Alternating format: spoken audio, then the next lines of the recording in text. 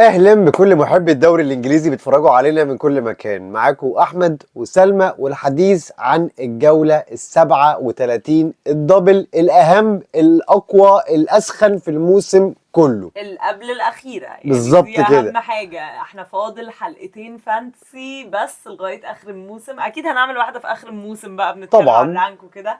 بس احنا عاملين لكم حلقه صايعه قوي النهارده، فطبعا اللي صبر معانا لحد دلوقتي انتوا بجد حبايبنا.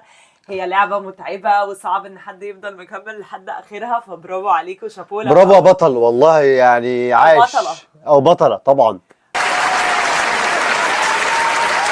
فشابول اللي مكمل معانا. قولوا لنا تحت في الكومنتات الرانك بتاعكم لو ده اول موسم ليكم، قولوا لنا برده في الكومنتات. بس ما تنسوش تعملوا لايك وشير وسبسكرايب عامه، يعني لو بتحبوا المحتوى بتاعنا وبتتفرجوا على الحاجات المختلفه، عشان كذا حد قال لنا نعمل حاجات مختلفه واحنا بالفعل اخر كام اسبوع عملنا فلوجز، عملنا حلقه مع مروان سري في الحديقه.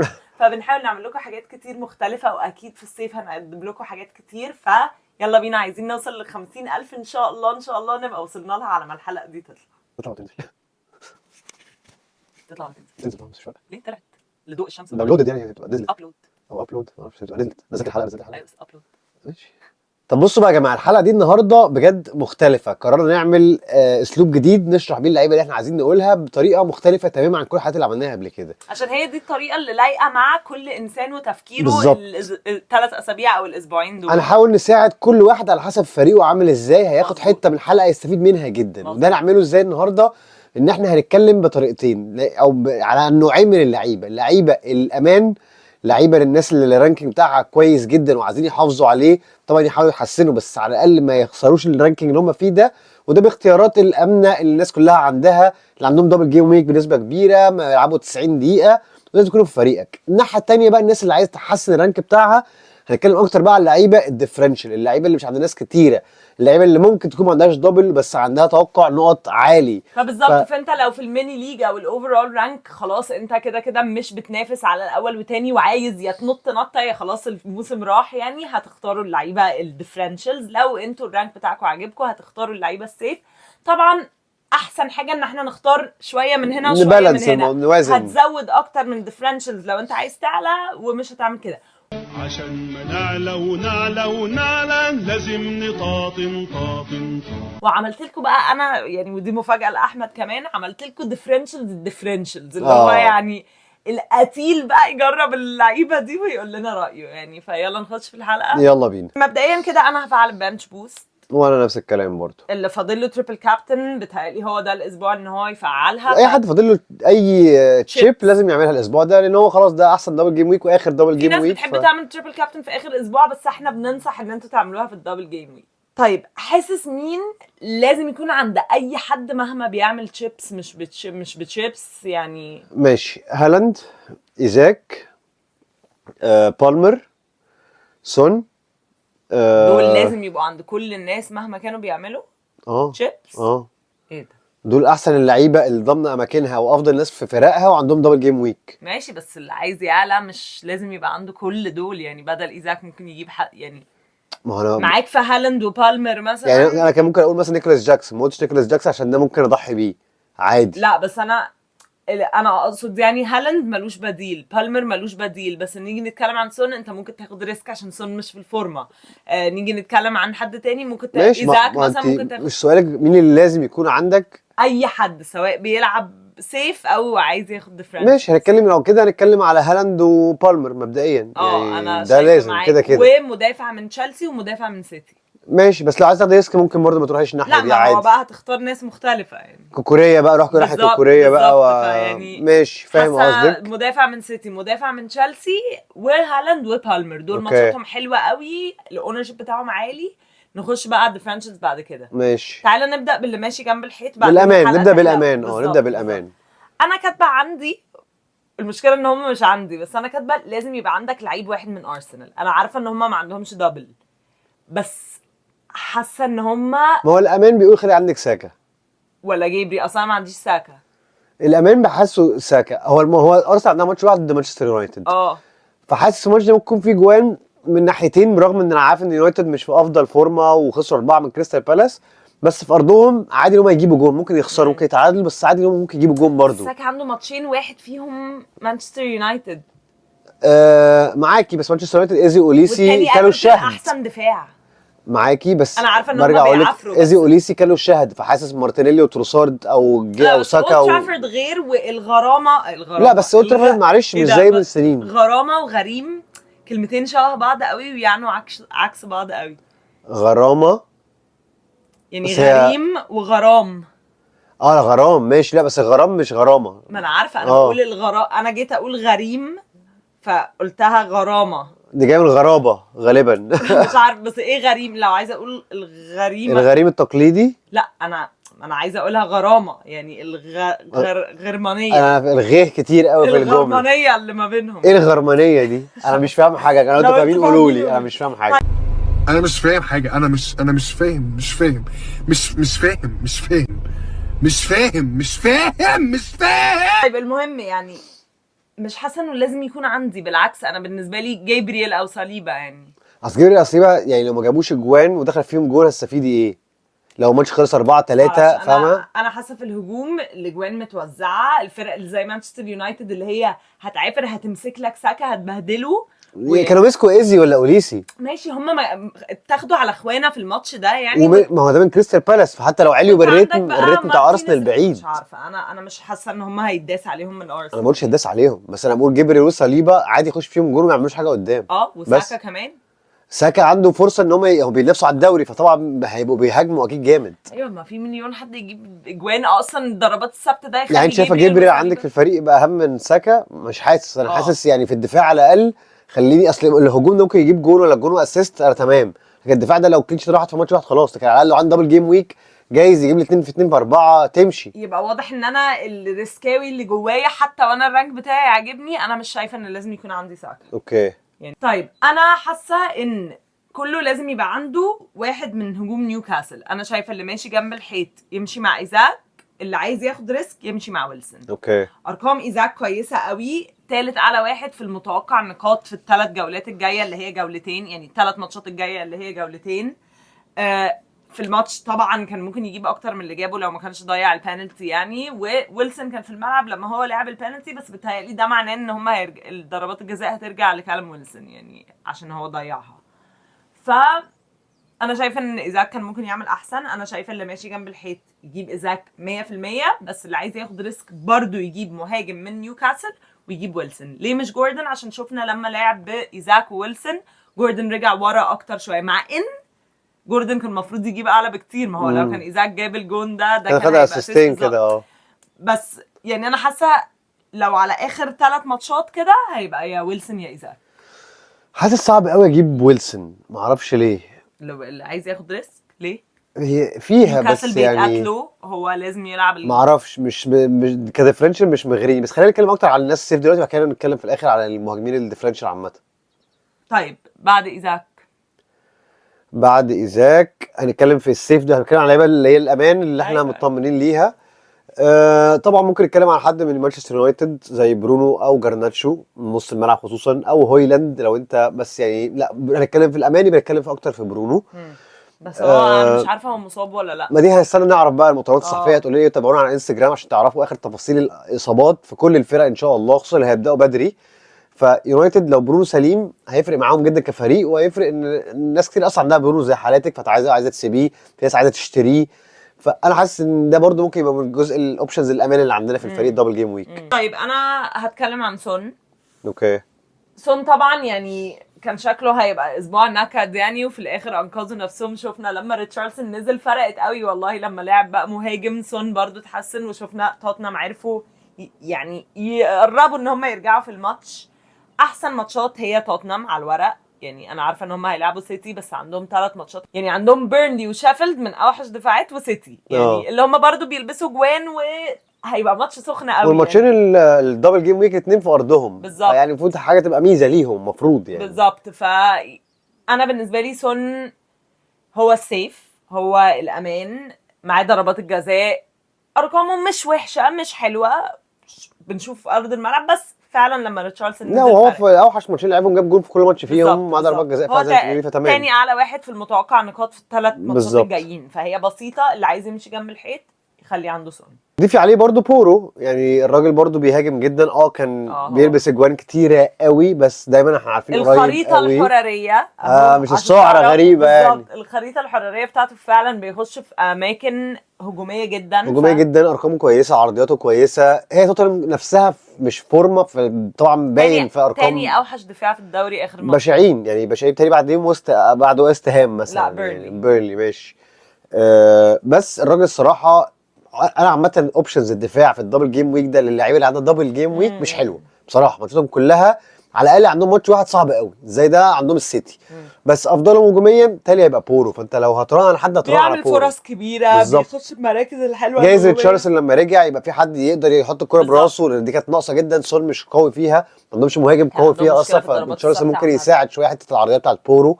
فحاسس ده افضل حد امان. روميرو اكتر واحد عامل فرص على المرمى من السنتر باكات، فهو صح، مش روميرو بالهيد هيبقى كتير. ارخص بالظبط يعني. وشفنا اصلا جاب جون في الماتش اللي قبل اللي فات اللي انا كنت فيه اتلغى. صح، لا جاب ولا جول بتاع فعلا. فان ديفان هو اللي اتلغى. ايوه فان ديفان اتلغى، هو خدها من أيوة. الجون ومن رايح حطها في الجون. بالظبط. فبالنسبه لي واحد فيهم كفايه. شوفوا الفلوس اللي معاكوا وظبطوها. هنتكلم تاني عن توتنهام لما نتكلم عن اللعيبه الديفرنشالز، بس تعالى سريعا نتكلم عن بالمر. بالمر ما فيهوش جدال بتهيألي. ما فيهوش جدال، بس طبعا هو احسن بكتير قوي في الماتشات الهوم. وانتوا عندكم ماتشين قوي، بس هل ده ماتشين دخل تشيلسي بقى عندهم فعلا احسن ماتشين. تشيلسي عندهم برايتون وعندهم نوتنجهام فورست، فعلى الورق دول احسن ماتشين. اواي، بس تشيلسي قوي مش وحشه السنه دي، مش زي قبل كده. كانت بالمر فتره انا بتكلم عن بالمر شخصيا. بالمر كويس عامه، مهما كان ما ينفعش ما عندكيش بالمر في اسبوع زي ده لغايه اخر الموسم. انا بقى اللي حسيته، كان قبل ما يعمل والله نفسي اتكلم عليه، بس ما اعرفش ازاي نسيت الحلقه اللي فاتت، وهو مدويكي. ايوه. طب استنى نتكلم بس عن بالمر سريعا. ماشي. يعني ان هو اكتر نص ملعب متوقع له نقط، يعني صح. اكتر من سون واكتر من كل الحاجات دي، وهو بربع السعر. فانا بالنسبه لي بالمر ما اعرفش ازاي حد ممكن يبقى عامل الموسم ده من غيره. بس صعب قوي بالسعر اللي هو فيه ده، صعب قوي الصراحه، صعب قوي. بالظبط. تعليق سريع عشان احمد فهم غلط. سون تاني اكتر واحد متوقع له نقط من لعيبه نص الملعب بعد بالمر يعني. بعد بالمر. بس ليه هتتكلم عن مدويكي واحنا دلوقتي بنتكلم لا عن صح، لعيبة معاك حق. الأمان؟ كده ممكن الامان برضو ممكن نتكلم عن نيكلاس جاكسون، مهاجم ماشي كويس اخر كام ماتش، بيجيب شلل بيجيب شلل، بس ماتشينه مش صعبين. طب اقول لك فريق حاجه فايق. صايعه. قولي. كمل وهقول لك. لا بقول بس ان هو يعني لو هتكلم في الامان بالنسبه لي كمهاجمين، هو هالاند، ايزاك، نيكلاس جاكسون، ده الامان اللي هو صح، اسطمبه. صح. هي دي اللي انا هبقى عايز اعملها لو انا بجيب فريق هادي على الهادي ومش قلقان من حاجه. نيكولاس جاكسون جايب اجوان نون بينالتي اكتر من بالمر الموسم ده. هو جايب 12. وبالمر جايب له مثلا تلاقيه بتاع 10 مثلا. اتفاجئت ولا ما لا اتفاجئتش؟ يا ثانيه بس، اكتر. لا اكتر طبعا. لا بالمر اكتر. انا بقول لك اهو. بالمر جايب 9 شوف جوان. الأرقام. هتلاقي فرق جون لنيكولاس جاكسون. جايب اجوان اكتر نون بينالتي. ماشي، ما ده المهاجم يا بنتي، ما ده المهاجم. وصلاح تقريبا. ما ده المهاجم، ماشي، ده المفروض يعني يكون كده اصلا. انا بس بقول لك معلومه يعني. وشفنا نكونكو برضو نزل الماتش اللي فات، ونيكولاس جاكسون فضل على الملعب. يعني بتهيألي هياخد الكام ماتش اللي جايين ثقته ابتدى يتحسن شويه. ده بالعكس، ده هو ممكن يفيده اصلا ان كونكو هو يقدر يزق شمال شويه زي ما هو بيلعب احسن على ناحيه الشمال. احنا من الاول خالص خصوصا ان مدرك الناحيه الثانيه نايم، فيعني عادي ان انا اودي نيكلاس جاكسون شمال وهتبقى افيد بكتير. شفناها في بري سيزون قبل كده كانت جباره. طيب سريعا هنتكلم عن هالاند، او مش محتاجين اصلا نتكلم عن هالاند. تعالى نتكلم على الحراس سريعا. هل عندك حد مثلا لازم يبقى موجود بالذات للناس اللي هتلعب البانش بوست؟ تالي بتروفيتش مهم. يكون عندك ماتشين زي ما قلنا، الاثنين مش صعبين قوي، مش ضد فرق من التوب 6، فدي كويسه. لو هم دفاعهم احسن من سبيرز شويه، فانا احسن سبيرز ومش هيلعبوا السيتي، فدي برضو السيتي بتشوفيها في الفيكستشرز كده بقلبك بتقبض. صح. فدي اهون شويه، مع ان عادي والله توتنهام في ارضها ضد السيتي بترخم، بس يعني اللي عندهم دبل جيم ويك وماتشاتهم حلوه هم اونانا يعني. وانا لا برضو من اونانا الصراحه، والدفاع كله متشنير في اليونايتد، الدفاع كله متصاب. في حد امان زي بيكفورد هيلعب شيفيلد في اخر ماتش في الدوري. شيفيلد هبط وخلاص، ما عندوش دبل، بس ممكن يجيله 6 على واحده 2 سيفز على واحده بونص، ممكن يقلب 9 نقط. من ايفرتون هجيب مدافع يعني، مش هجيب بيكفورد. انا مدافع هبقى عايز حد بيهاجم، هم ما عندوش حد بيهاجم قوي يعني. مش بيهاجم يعني، هو جاب جول بس يعني مش هم بيهاجم. بيعتمدوا عليها قوي وهو بيكون موجود. بس عايز حد زي بورو، جوستو لو سليم، الناس دي هيبقى افيد لي. ايفرتون اخر ماتشين احسن دفاع في الدوري يعني، فلو دي مشكلة يعني كان لعبوا شيفيلد، فيعني لو حد مش دبل جيم ويك ده من حاجه ممكن تروح لها. انا عندي ادرسون اتخنقت منه، نفسي ابيعه واجيب فارديول، اسمه صعب قوي. المهم يعني لعيبه يونايتد بهدلتني يعني بعد ما عملت الوايلد كارد. ماجواير اوت فور ذا سيزون، برونو فرنانديز ما حدش عارف اختفى على فين، فدبسوني ان انا اعمل التو ترانسفيرز بتوعي. ما اعرفش برونو لسه يعني هنشوف، بس دبسوني ان انا لازم ابيع ماجواير واجيب حد بداله. فسخافه لو ما كانش كده كنت بعت ادرسون وجبت جفارديول في ثانيه يعني. انا عندي نفس المشكله برضو مع لعيبه تشيلسي، ان انا عندي بتروفيتش وبالمر وجاكسون، وحاسس لو جوستو سليم هبقى عايزه جدا. مش عارف ابيع، مش هبيع حد عنده انا دبل جيم عندي نفس ويك، الحاجه. وعندي ناس عندها سنجل اول انا ابيعهم، فبرضو الحوار ده معصبني جدا. طب تعالى نتكلم سريعا عن ديفرنشلز، ولو عايز تبدا بنوني احنا بننام كده يا اما، انا اصحى معايا يا ريت. يلا ابدا بلعيبه تشيلسي. نتكلم عن الديفرنشز دلوقتي. اه ماشي. في اي حد تاني في المضمون؟ بتهيألي هم دول. تاني هم ممكن، بس يعني في ناس برضو كتيره جايبه فودن. مثلا بيرن، لسه كنت هقول بيرن وفودن دول برضو يعني في كل التشكيلات. الناس اللي جايبه ناس دبل، بيرن وفودن طبعا موجودين في فودن التشكيلات بالنسبه لي دي. زي الفل. بيرن هنتكلم شويه عن واحد ديفرنشال ابتدى يبقى عاجبني اكتر، بس لا عادي يعني ممكن اخليه. تعالى نخش على الديفرنشال عشان كده بقى الحلقه تبدا تحلو شويه. نبدا انا اقول واحد انت تقول واحد، ولا نعملها ازاي؟ تحب نعملها ممكن. ازاي؟ ماشي، انا هقول دي بروين. انا شايف دي بروين ديفرنشال جدا، خصوصا الواحد زي حالتي عنده صلاح مثلا. انا بفكر جدا انا من صلاح لدي بروين، لو عرفت الفلوس اظبطها بقيه اللعيبه اللي انا عايز اشتريها. حاسس دي بروين في اخر الموسم ده والخناقه بينه وبين الارسنال شد حيلها قوي كده، دي بروين هيظهر ظهور محترم. انا ده تخيلي، وهو كويس في وعايز ماتشات استغله. الاوي، وعندهم ماتشين هو أواي كويس فيهم. عامة في المطلق، ولازم يكسبوا، والماتشات في اخر الموسم بتبقى مجانيه، وساعات بتفتح في جوان، وساعات بتبقى طبعا مقفله، بس الاغلبيه الوقت في الفترات اللي احنا فيها دي ولا بتبقى ويست هام هيعرف يقفل، ولا توتنهام ولا فولهام ولا هيعرف توتنهام. يقفل. فحاسس دي بروين ممكن يبقى اوبشن ديفرنش مش عند ناس كتيره خالص، ممكن يبقى جبار، ممكن يعدي هالاند عادي. ده في تخيلي. معاك، بيحب الماتشات الاوي زي ما كنت بقول. يعني حاسه ممكن حد ياخد ريسك عليه يعني. هو بس غالي بالنسبه لي، وفودن بالنسبه لي ما هو فودن هو الامان. ما هو هالاند وفودن بقوا الامان. طبعا بالنسبه لك الثالث يبقى الديفرنشال هيبقى دي بروين بالظبط، او لو هاخد ريسك اكتر ما اجيب ممكن فودن عادي، بس يعني قصدي دي بروين هو اللي ممكن ينططني نطه في الرانكينج عالي، لانه مش عند ناس كتيره. طيب انا هدي ديفرنشال جامدين قوي يعني، وهقول جاو بيدرو وباسكال جروس. بيدرو ده كان محوشه بجد والله. لا انا قلت اخش. جاو بيدرو ارقامه كويسه قوي، عامل فرص تاني على واحد تقريبا، عامل فرص كبيره في اخر كام ماتش. جروس لقيته متوقع له نقاطه اكتر من ساكا الفتره اللي جايه، وهو طبعا ارخص بكتير قوي، وديفرنشال جاب جول الماتش اللي فات واتلغى بالظبط. لو كنت اتفرجت على الماتش اللي فات كنت هتحس ان هو كان المفروض يجيب جونين اصلا يعني. فبالنسبه لي جاو بيدرو او باسكال جروس اوبشنز حلوه. فيربروجن كل شويه يطلع لي في الليستات في ان هو متوقع له نقط وسيفز وكده، بس لا يعني لا دفاعهم صعب قوي يعني ممكن دانك بس برضو يعني لو واخد ريسك ياخد ريسك في الهجوم فعلا. باسكال جروس او جواو بيدرو بالنسبه لي الطف بكتير. طيب يلا دورك.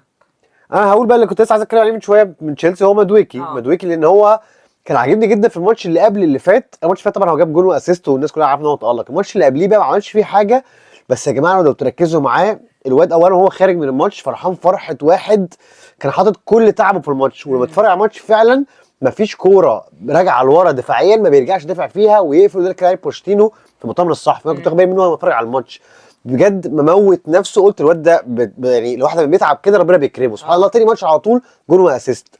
فعجبني مدويكي جدا ب 5.6 تقريبا او 3 حاجه كده، فرخيص قوي.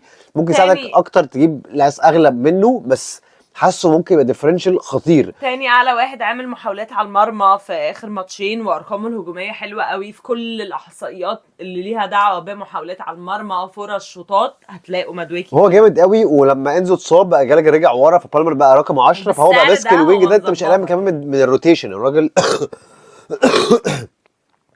بقى ماسك خط اليمين ده خلاص هو مسؤول عنه، والراجل متألق فيه فعلا. طيب يعني بما انك اتكلمت عن تشيلسي هقول 2 مملين. جوستو طبعا اوبشن حلو وهيفضل اوبشن حلو. كوكوريلا هو اللي صادمني بارقامه الهجوميه، يعني ارقامه الهجوميه اخر ماتشين كويسه قوي، فممكن يبقى اوبشن حلو قوي بدل باتروفيتش تجيب حد ممكن يهجم اكتر يعني. كوكوريلا مش وحش. تياجو سيلفا انا قلقان من الدفاع عشان شاربا بيلعب كويس، بدياشيلي انا مش عايزه بس يعني بس هو دي ممكن تبقى حلوه والله، ويجيب جول قبل ما يمشي تبقى تحفه. بالظبط وعيط هبقى قلقان يلعب ماتش ولا ماتش لا، يلعب ماتش ويطلع بدري هبقى قلقان. طيب نقول بقى الانسان اللي انا بقعد اقول اني هجيبه في الاخر مش بجيبه، وانت قلت انك هتطلع في الحلقه تفضحني. صح اوريتكم هي حلقه لما وريت لكم عملت الوايلد كارد واخيرا جبت جرناتشو كدابه في بس أنا الاخر شرحت. راحت بايعاه بس انا وما شرحت. جابتوش وجابت برونو فرنانديز. بس انا شرحت اللي حصل. ايه اللي حصل قبل بقى؟ الديدلاين على طول قالوا ان صلاح مش بادئ، فانا بعت صلاح وجبت برونو اللي طب معاه ما ضربات ايه علاقه الجزاء. جرناتشو بالموضوع؟ صلاح جه بقى برونو، ايه علاقه جرناتشو؟ لا، ما انا مش هيبقى عندي برونو وجرناتشو ليه؟ يعني ليه؟ ما واحد شفت ارقامه يونايتد كويسه، بيلعبوا؟ واحد ارقامه كويسه جدا، مش ايه اللي غير انا تفكيرك؟ الرانكينج بتاعي حلو، فانا مشيت جنب الحيط بسيطه، لقيت نفسي الحيط سرحت. عمل فيكي ايه بقى؟ لبسك في الحيط. عامة هو بجد ما لبسنيش. هو نزلك هو بداله نزل لي رجليون ب8 يعني، هو كتر وخسروا 4-0، فهو كتر مرزقه أحلى طبعا. حاجة بس عملتها إن أنا جبت برونو. مين بقى اللي جاب جرناتشو؟ انا. شوفوا وعايز بقى، اقول لكم سبحان بقى، الله. بصي بقى الفقر. انا يا جماعه الاسبوع اللي فات ده جايب 129 نقطه من غير تشيب، من غير اي حاجه خالص. كل لعيب في فرقتي اقل واحد جايب 6 لا هو اللعيبة بتكح الا بتجيب نقط. الكلب اللي اسمه جرناتشو جايب نقطتين. عيب. نقطتين. عيب. اقل واحد جبريل ولا صليبه جايب 6 نقط، ده اقل واحد. غير طيب كده هو تاني اعلى واحد شايط على المرمى، شوتس اون تارجت، اكتر واحد عامل شوطات جوه الصندوق، فهو بجد ارقامه كويسه. يونايتد كان ماتش غريب قوي قوي قوي، عانوا من غير برونو كده كده. راشفورد مفروض ان هو رجع، ليساندرو مارتينيز مفروض ان هو رجع، معرفش ليه ما جابوش سيرة برونو، بس يمكن عشان ليساندرو وراشفورد بقى كان بقى لهم بقالهم اطول. فتره. هو برونو على فكره هيلعب، هو برونو غاب الماتش دي اصلا كانت في حد ذاتها حدث، فاعتقد ان هو هيرجع يلعب على طول. فيعني كده كده هتابع المؤتمرات الصحفيه، وزي ما قلنا اعملوا لنا فولو على انستجرام عشان تعرفوا اكتر عن الموضوع ده. بس جرناتشو ارقامه الهجوميه حلوه قوي، يونايتد عندها 3 ماتشات، طبعا هيحاولوا يرجعوا بعد الفضيحه اللي حصلت لهم دي، فيعني يلا. في برضو واحد زي ريتشارلسون، هو فصيله جاكسون وفصيله نونيز، هافرتز. اللي هو يعني ممكن يدلعك وممكن يقهرك. بس شفنا الماتش اللي والقهره ما فات، بتبقاش نقطتين، القهره بتبقى ازاي ضيعتها. كرة جون فاضي، كرة تيم في العارضة، انفرادة ضايعة، جون دخل اتحسب بس طلع اوفسايد بعديها بربع ساعة، حاجات اللي هو فاهم تجيب سكتة قلع قلبية في التيشيرت، ساعتها. خد انذار. خد انذار، حاجات تقهر القلب. فبس هو الراجل صراحة لما نزل فرق جدا في هجوم توتنهام، خلى سون يلعب احسن، هو لعب احسن، جاب جون واسيست، هيخدم بورو، هيخدم عليه، فحسه كديفرنشال لا صايع، ممكن يعمل حاجة. طيب انا هقول جوارديول عشان هو ارقامه الهجوميه كويسه قوي بالنسبه لي. لو هجيب مدافع من سيتي، انا غلطت وجبت ادرسون، كنت المفروض اجيب جوارديول، كنت هجيبه وما جبتوش، وطبعا الناس اتظبطت خلاص وحاسه خلاص راح التظبيط، بس ما علينا. هقول سريعا بقى كالم ويلسون اللي قلته اصلا قبل كده، ليفرامنتو في دفاع نيوكاسل ولا لويس هول؟ لا، مين؟ ليفرامنتو احسن ارقام، يعني هو الوحيد اللي طالع معانا في كل أوكي. الارقام، فانا بالنسبه لي ليفرامنتو اوبشن حلو. طب هافرتز؟ طبعا اوبشن حلو، بس يعني انا ارجع اقول لك لو هجيب حد من ارسنال هيبقى ساكا، عشان ضربة جزاء كده. كازاميرو ايفنز برضو عادي ممكن يغلطوا، فده غالبا هيروح في صف ضفة ساكا. طيب انا هقول بقى الالترا ديفرنشالز، ودول ما عندهمش دبلز، بس احنا متعودين ان عادي قوي اللي ما عندهمش دبلز يجيبوا اكتر بكتير من اللي عندهم دبلز، دي حاجه احنا متعودين عليها. فاللي بجد الرانكينج بتاعه وحش قوي وبايع القضيه ممكن يروح للعيبه دي. كريس وود اكتر فرص كبيره في اخر كام جوله، ونوتنغهام فورست بيعافروا على حاجه. الفرق اللي بتعافر بجد بيبقى فيه فايده انك ده اللي قلقني من الماتش لعيبتهم. بتاعهم ده، والله ده اللي آه. قلقني من الماتش بتاعهم ده، في ارضهم كمان. فانا بالنسبه لي كريس وود ممكن يبقى اوبشن حلو. مونيز اكتر هيلعبوا مين؟ هيلعبوا حد رخم. هيلعبوا سيتي كده كده يعني، بس عنده بقى ماتشين يعني. اكتر واحد شوطات على المرمى في اللعبه ودايما بيبقى عالي في الارقام، انتوني. والله ارقامه كويسه، والله العظيم تفهم من بقك، والله ارقامه والله كويسة. تفهم من بقك يا شيخ. انا بقول ديفرنشال الديفرنشال اللي خسرني ده يعني ولا ايه؟ لا مش هجيب انتوني ليه؟ ريجيلون، وده عندي اصلا ومش هبيعه، فده انا مؤمنه بيه بجد 100%. برانتفورد فاجئوني ان هم تاني احسن دفاع اخر كام جوله بعد ايفرتون على طول. اوكي. حسنوا كانوا احسن منها على فكره قبليهم. قبل الماتش اللي فات كانوا هم احسن بالظبط، فهم بقى لهم حبه في الليسته دي، مش بس لسه ظاهرين عليها. وريجيلون بيهاجم قوي، ف اوبشن مش وحش خالص. اخر واحد مونوز يعني في مونيز وفي مونوز بقى في كريستال بالاس، بجد ارقامه كانت هجوميه، اللي اتفرج على الماتش كان هيحس ان هو كان جامد. كريستال بالاس اتحسنوا قوي قوي طبعا دفاعا وهجوميا. هيلعبوا وولفز. رخيص قوي قوي طب قوي. عندك ازي اوليسي برضو لو هيلعبوا وولفز وماتاشا بقى اللي لسه واخد يعني ممكن جايزة حد لعيب في دول الموسم ده يعني. ديفرنشال بالظبط. وارقامهم فعلا كويسه. انا بس عايز اتكلم سريعا عن صلاح. جاي انا كاتباه. مش هو طبعا مش ده مش الالترا ديفرنشال، ده الديفرنشال لا، العادي، بالظبط. لان هو ما عندوش دبل. ماتش ضد استون فيلا اواي مش اسهل من ماتش. غير مارتينيز استون فيلا كوم تاني. انا بجد ما اعرفش بهزر، هيرجع هو امتى، إزاي هيرجع تاني؟ قريب معرفش. ولا مش عارف، بس هما صلاح بيلعبوا برضو دلوقتي. ممكن يبقى ديفرنشال كويس جدا. اه. زي هو ساكا من كام اسبوع برضو لو كانش عندهم دبل وفرقوا جدا مع الناس اللي كانوا عندهم وخلوهم بالظبط. عندهم. هو خامس اكتر واحد متوقع له نقط يعني في اللعبه كلها، مش بس في نص الملعب، فاوبشن حلو قوي. طب نتكلم سريعا للناس اللي بتعمل تريبل كابتن، ونفس الكلام ده هيبقى موجه للي بيعمل كابتنه عامه يعني. هو ما هالاند. تبعدش عن هالاند. خلينا نخلص. عايز تراهن ممكن تراهن على سون، ممكن تراهن على بالمر، ممكن تراهن رهانات بقى إيزاك. اكبر من كده زي ايزاك او جوردن. دي بس بروين. ارجع اقول لك يعني خير مثال الاسبوع اللي فات، انا فكرت والله العظيم انا عايز اجيب سلمى وفرق كبر وعايز طب ما كابتن حد غير هالاند. الحمد لله ربنا كرمني في اخر لحظه، قلت اعقل واهدى وكابتن هالاند لا، وفي دخل جاب 4 الماتشين اللي تجوان. عندهم نفس الماتش الذهاب يعني بتاعه يعني ولع الدنيا. جاب هاتريك يعني ولا عمل المصايب، فبلاش عشان فعلا زعلتها دي وحشه. بروين مش وحشه عشان هو بيحب الماتشات القوي بقى. دي بروين مش وحش، بس ماتشين منهم انا قوي. كده على شخصيتي انا اقلق موت. نهار اسود. ما كابتنش هالاند او ما ترابلش. رعب يعني. وبس كده يا جماعه، ده كان طريقه جديده حاولنا نشرح بيها الكام جوله متبقيين من الموسم بطرق مختلفه. يا رب تكون عجبتكم، يا رب تكون كانت فعلا مفيده ليكم. اتمنى لكم جوله 37 دبل تبقى كلكم موفقين فيها يا رب. وتنساش في فاضل الاخر حلقة. فاضل مش حلقة. مصدق الدوري فاضل عليه يا جماعه ماتشين. انا متضايق جدا والله العظيم، بعيدا بقى عن التصوير بعيدا عن اي حاجه، متضايق جدا الكره هتقف. الحمد لله في في يورو يورو وفي وأولمبياد حاجات، بس يعني برضو الدوري الانجليزي ليه حلاوه خاصه كده. المهم اخيرا ما تنساش تعمل لايك وشير وسبسكرايب، بتاع جرس التنبيهات عشان الحلقات اول ما بننزلها. وهلا مدريد. اشوفكم على خير الحلقه الجايه ان شاء الله.